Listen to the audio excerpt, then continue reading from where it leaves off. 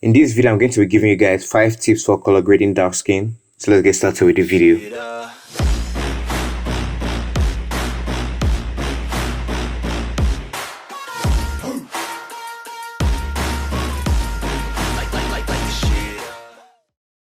What's up guys, HANIFF here. Before I continue with this video, make sure you give this video a thumbs up and subscribe to my channel for more content like this.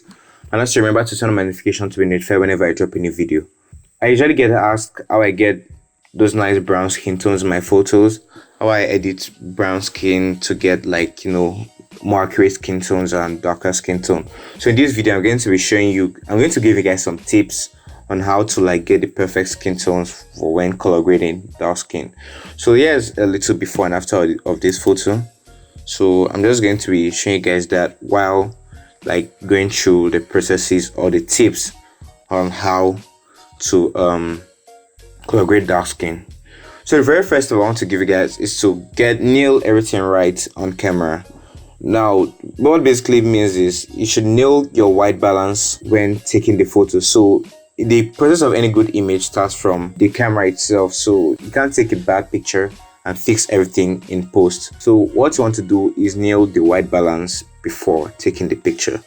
Now when taking pictures of the dark skin, the personal tips I'll give to you guys is most times setting the white balance to daylight usually gives more accurate results. So most times all I have to do is maybe increase the temperature a little bit and I'm always good to go. So when setting my white balance, the only thing I look at while doing that is the skin. I just want to make sure the skin tone is as accurate as it can be, so I don't usually have to do too much in post. Now the next tip I'm going to be giving you guys is on shadows. The shadows are very much important when you're dealing with dark skin. So let me just play with the shadows a bit and show you guys what I'm talking about. So if I leave the shadows here, it's kind of looks weird. So I just like keeping the shadows between 30 and 50 while working with dark skin images. Now with this method, I'm kind of bringing more attention to the skin, making those browns in the skin pop more, and that's a really useful tip for when editing dark skin. So the next tip I'm going to be giving you guys in this video is your tone curve. Your tone curve are very, very important when working with dark skin. Now you should really let me show you guys a little before and after of the tone curve. This is before and this is after.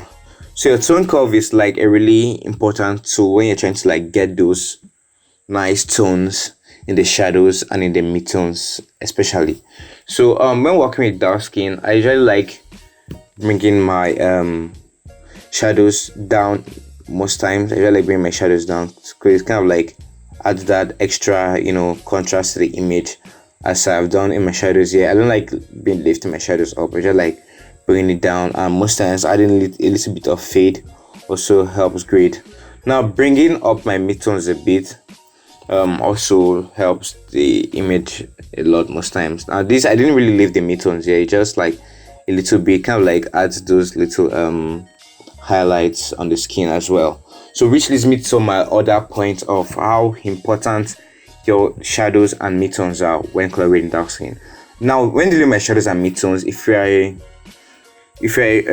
old subscriber and you've watched most of my videos, you notice that when dealing most times the only channels I use on my images are my reds and my blues. These are the only two ways I can add reds to my shadows and my midtones. Now doing this really helps your image in a way that as you can see here, this is before and after. So those extra reds in the shadows and midtones kind of adds more color to the midtones and shadows, since the skin is a combination of reds and yellows. So your reds and yellows are really important.